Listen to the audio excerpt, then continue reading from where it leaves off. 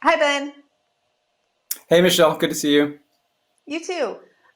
So, a couple of years ago, I wrote a column about this phenomenon of right wing Christians accusing Jews of anti Semitism because they dissented from right wing positions on Israel. And recently, that happened with you and Peter Beinart and Mike Pompeo, who was, kind of tweeting hysterical things about a conversation that you and Peter had on Occupied Thoughts.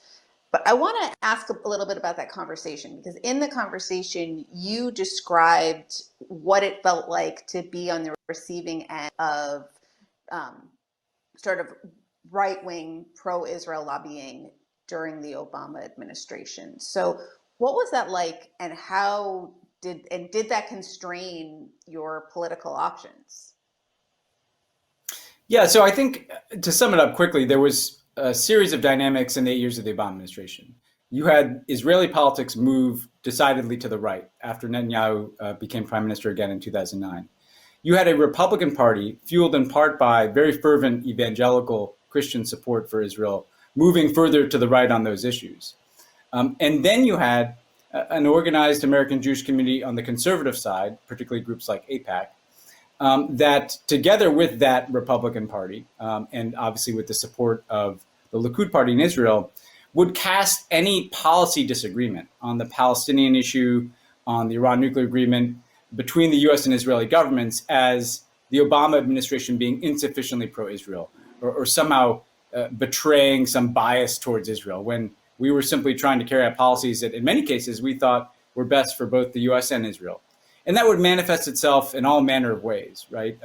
Lobbying, efforts in the media, efforts to have members of Congress come to us and ask us why we were not in lockstep with the Israeli government.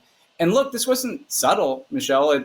The Prime Minister of Israel flew to Washington at the invitation of the Republican Speaker of the House without telling us to lobby against the Iran nuclear deal. So sometimes this is way out in the open here. But I think it did mark a shift towards a more aggressive effort to, essentially cast disagreements with Israel or certain criticisms of Israel, particularly with respect to the Palestinians, as somehow out of bounds, and that did shrink, I think, the space, to push Israel on issues like the Palestinians in particular.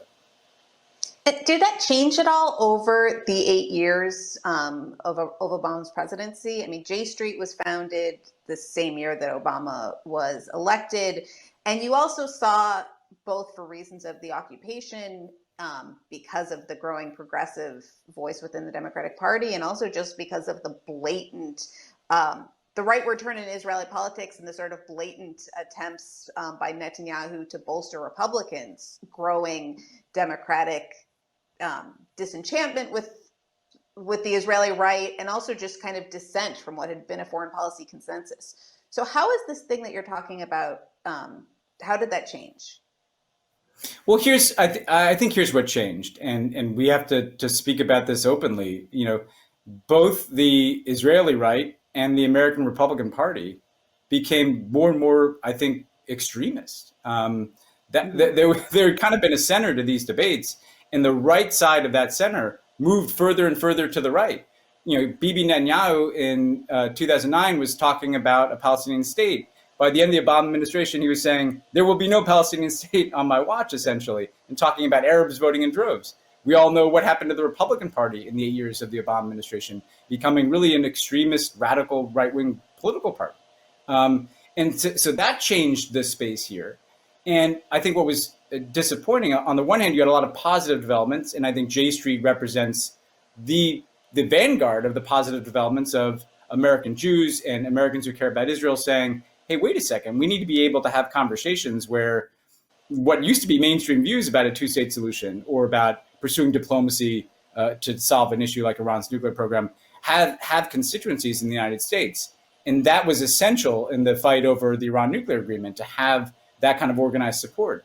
But on the other hand, I think you did see, and your column talked about this very eloquently, this increasingly kind of ugly effort to really target, demonize, single out for criticism anybody who deviated from this idea that the U.S. and Israel need to be in lockstep on all manners, our governments in particular. And President Obama, was called an anti-Semite for doing the Iran nuclear agreement, which was something pretty broadly supported by most of our allies and most foreign policy experts in this country too. So the change really happened on the right, and I think the Democratic Party split in some ways, in the sense that some Democrats just don't want to have a headache in this space. They don't want to feel like there's controversy in the relationship with Israel. But others are looking to groups like J Street to say, wait a second, like, we have a right to have opinions about these issues, and we should have spaces where we can both develop ideas but also mobilize political action as well. Do you think Netanyahu's behavior has opened up space among Democrats? I mean, again, because he was so blatantly, following the Obama, he was so blatantly anti-Obama, then even more blatantly pro-Trump. I mean, it was interesting when Biden took so long to call Netanyahu, which seemed like a pretty deliberate and kind of unmissable snub. You didn't see that much outrage about it, because nobody can even really pretend that Netanyahu is anything more but in the American context, a partisan figure. I think so, Michelle. I mean, we even saw this in 2015 when he'd made that speech against the Iran nuclear deal. That helped us secure Democratic votes, because suddenly they could say to their constituents, like, look, this guy is just totally in league with the Republicans. This is not a good faith effort to try to improve our Iran policy. This is an effort to undermine the Democratic president on his key foreign policy priority at that time. And when you look at the full embrace of Netanyahu and Trump over the last few years, I think Democrats, particularly the younger progressive Democrats coming into Congress, should feel like there's space here to say, wait a second, what's going on here? We can support peace, we can support Israel without having to support Netanyahu's agenda. And I think the problem with a lot of some of the other organizations is that they don't accept that view. Their view is that you don't deviate from the position of the Israeli prime minister at the given moment. And look, the reality is, when someone like me is criticizing Bibi Netanyahu, right, which is what Mike Pompeo is reacting to, what he was saying is criticism of Netanyahu is criticism of all Jews and all of Israel. And that is actually an incredibly offensive statement when you just think about it for more than 5 seconds. And what I believe is, look, I criticize the Republican Party and the Likud Party equally, because I actually think that we have a similar fight going on in both countries here. Are we going to go in this increasingly reactionary right-wing direction, or are progressives going to say, no, we've had enough of this, and we're going to be heard on these things? Where are the possibilities for kind of progressives to engage on Israel right now, given the total collapse of not just the left, but the center left in Israeli politics? Well, I think we need to do better. It's funny, Michelle, and you and I have talked about this problem globally of the far right being very coordinated. And center left and progressive movements are not. And it's not just US and Israel, it's in a lot of places. I think where Democrats need to start is they need to go to Israel. They need to build ties. They need to have dialogue with civil society there, progressive civil society, center left political figures, really build ties with the opposition there, and share lessons, share ideas. Frankly, what I'm always struck by, Michelle, is that the Israeli left is far more vocal. If the things that they say about Netanyahu, Mike Pompeo wouldn't even know how to begin to level his charges, right? So there's a vibrant debate there, but I think that we need to support each other, and particularly as the Democratic Party is now a governing party, we can lend a hand, frankly, to the Israeli left to rebuild itself. And if Israel can get past this Netanyahu era, I think, yes, while politics have moved in a conservative direction, it's a bit of a wide open space, as we see right now in the political jockeying there. So I think it has to start with building those ties. And J Street, I think, can be an important part in facilitating dialogue, collaboration, sharing of lessons learned between center left and progressive figures in Israel and the United States. And what do you think are the possibilities for the Biden administration's policies on Israel? I mean, in certain ways, he has more latitude just because he's an old white guy, right? Obama came in with an incredible amount of undeserved suspicion just because of his background. You also have seen this breakdown in the bipartisan consensus in support of right-wing Israel, right-wing positions on Israel. And yet, I also think that I've heard that, a lot of people in the Biden administration just think this is a losing issue. We don't want to engage. There's more important places where we should be, kind of spending our foreign policy capital. What do you expect to see from the Biden administration on Israel? Like more distance, more pressure? I think, look, I share your view that thus far the kind of body language seems to suggest that the Biden team doesn't think there's a lot to be gained politically from taking on even a return to the Iran nuclear agreement, never mind an effort to kind of revitalize the concept that there could be a Palestinian state.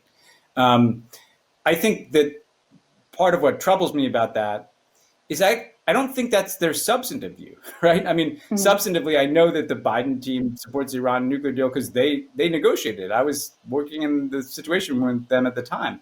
And I know that they all support a Palestinian state.